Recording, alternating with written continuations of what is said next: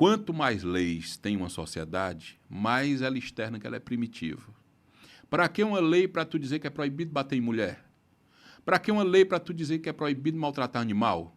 Para que uma lei para tu dizer que é proibido maltratar idosos? Os americanos têm 7 artigos na Constituição, nós temos 250. Nós temos 128 emendas à Constituição Federal, de 88 para cá. Então, nós temos um contexto constitucional que é uma coxa de retalho. Por quê? Porque aqui nós não temos cultura para ir no costume. Pô, é um costume social não bater em mulher. É um costume social daquela sociedade não maltratar idosos, não maltratar animal, não fazer muita coisa que o costume deveria regrar. Precisa de uma lei? Então, quanto mais leis existem no meio social, mais externa a primitividade dela. Interessante essa visão aí. Então, eu penso o seguinte, o exame de ordem poderia existir, mas poderia existir de forma mais, investir mais no ingresso. Para que o camarada fazer uma faculdade de 5 anos, precisar fazer um cursinho para passar na OAB? Tu estudou para uma prova. Cara. Não ficou nada. Se tu botar hoje, estou falando com toda a franqueza do mundo, eu posso ser apedrejado por muito colega profissional, mas eu tenho que dizer. É só opinião. Se tu colocar hoje 80% dos advogados que estão militando na advocacia para fazer o exame de ordem, reprova. É só fazer um desafio, reprova. Vamos fazer um revalida da OAB. Entendi. Entendeu? Entendi. Por exemplo, eu fiz a OAB na minha época, eu fiz em constitucional, em direito constitucional. Pô, tu tem 22 peças para tu estudar. Rapaz, né? Na segunda fase. Pesado, né? Na primeira, tu tem 80 questões para tu acertar metade. Concurso, velho. É um concurso. Concurso. E a primeira fase que tu tem um bojo de tu estudar tudo, tu é concorrente de ti mesmo. Tu tem que passar com 50% das questões. Falando aqui, Jesus, de direito, dessa parte, eu gosto de... O advogado é uma entidade fundamental para a democracia, para a manutenção do Estado Democrático de Direito e para a jurisdição. Sem o advogado, não existe jurisdição. Sem o advogado, não existe jurisdição. É um pouco mal valorizado nesse contexto. Por quê? Em termos de importância, né? Por que o advogado é muitas vezes discriminado, marginalizado no prisma de dizer o advogado cobrou isso, cobrou aquilo? É porque ele tira a vida material dele da cobrança. Entendi. O juiz todo mês tem um salário lá, o promotor tem, o delegado tem, a cadeia produtiva da justiça tem. O advogado não, ele tem que cobrar, ele precisa cobrar. Não tem como. Né? A gente acabou de ter uma indicação de um ex-juiz federal, ex-governador, senador, para o STF agora. Uhum. Né? Indicação. E se questiona, eu gosto de perguntar isso a você, eu vou estar nessa... Pois não? Se questiona muito a questão do STF sem indicação do presidente. Uhum. Para ser juiz, você tem que passar num concurso. Para ser promotor também. E assim vai. Porque o STF, que é o top lá em cima, sem indicação é interessante?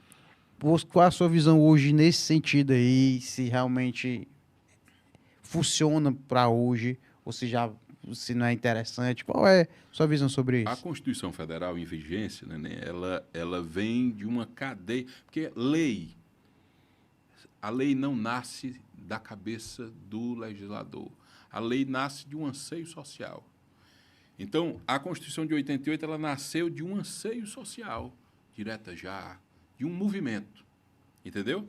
Então, dentro daquele movimento, precisaria se materializar uma lei que conseguisse transcrever um contexto que modelasse o que a sociedade pensava ali.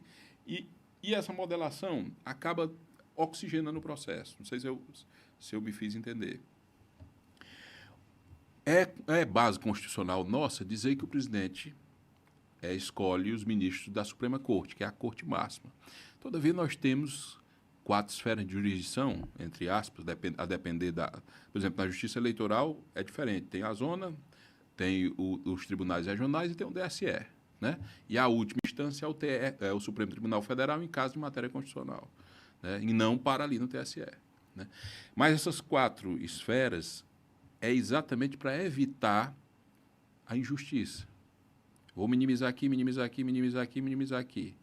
E ainda existe, ainda acontece. Né? Esse fato em espécie do ministro Se não houver... O grande problema é o seguinte, o juiz ele é nucleado pelo direito da imparcialidade.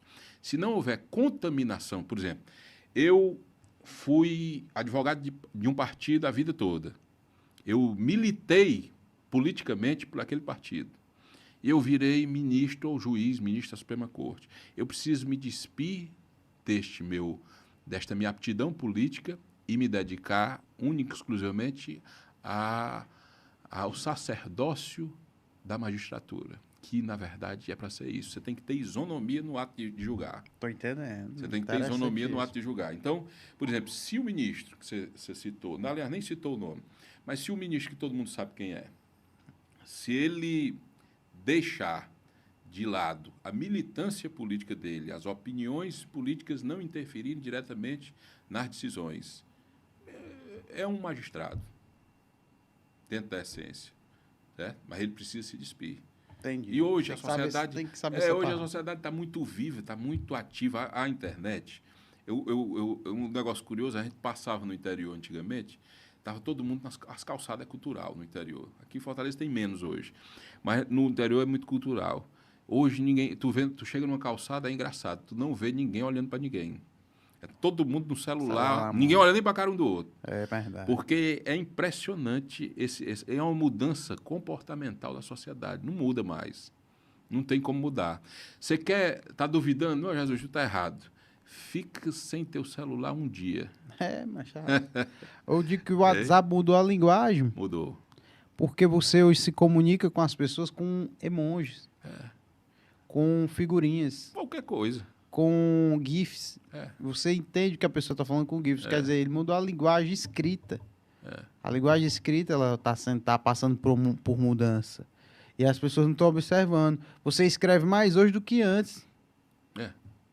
E pouca gente escrevia, né?